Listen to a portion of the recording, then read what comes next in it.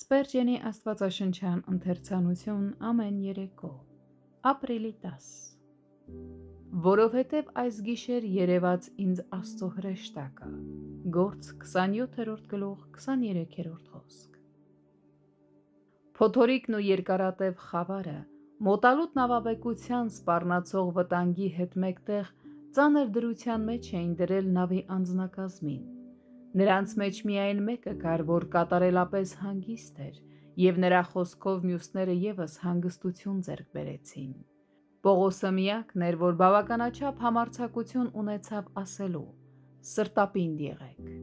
Տախտակամածին փորձառու հռոմեացի զինվորականներ և քաջնավաստիներ կային, սակայն մի խեղճ հրեա բանտարկյալ ավելի խիզախ հոգի ուներ, քան նրանք բոլորը։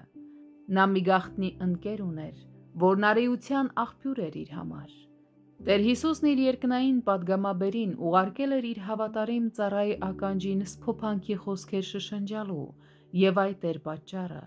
որ նրա դեմքը փայլում էր, և նա հանդարտ ու անկաշկանդ էր խոսում։ Եթե մենք Տիրոջ վախն ունենանք, ապա կարող ենք ակնկալել, որ նա ճիշտ ժամանակին կմիջամտի, երբ մենք դժվարին իրավիճակում հայտնվենք։ Փոթորիկները չեն կարող մեզանից հետ պահել հրեշտակներին, ոչ էլ խավարը կարող է խանգարել նրանց։ Սերովբեները նվաստացուցիչ բան չեն համարում այցելել երկնային ընտանիքի ամենաաղքատ արարածներին։ Թեև սովորական ժամանակներում հրեշտակների այցելությունները հազվադեպ են լինում, բայց մեր փոթորկալից և մոլեգին գիշերներին դրանք հաճախակի կլինեն։ Ընկերները կարող են թողնել մեզ, երբ մենք ճնշումների տակ ենք, սակայն այդժամ մեր շփումը հրեշտակային աշխարհի բնակիչների հետ ավելի ինտենսիվ կլինեն, և Աստծո աթոռից Հակոբի սանդուղքով մեզ հասած սիրառատ խոսքերի զորությամբ մենք ուժ կառնենք սխրանքներ գործելու համար։ Թանկագին բարեկամ, արդյոք սա նեղության ժամ է քեզ համար։ Եթե այո, ուրեմն օգնություն խնդրիր։ Տեր Հիսուսը նոր ուխտի ավետաբերն է, և եթե անկեղծորեն խնդրես նրա ներկայությունը, խնդրանքդ չի մերժվի։ Նրա օրհնյալ ներկայությունը, որ բերկրանքով է լցնում սրտերը,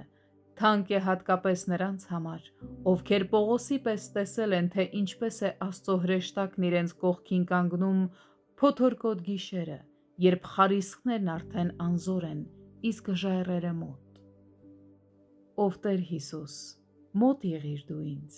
երբ մռնչում է ծովը մրկալից, դու խավարի մեջ վախս լռեցրու, քո ներկայությամբ ինձ հանգստացրու։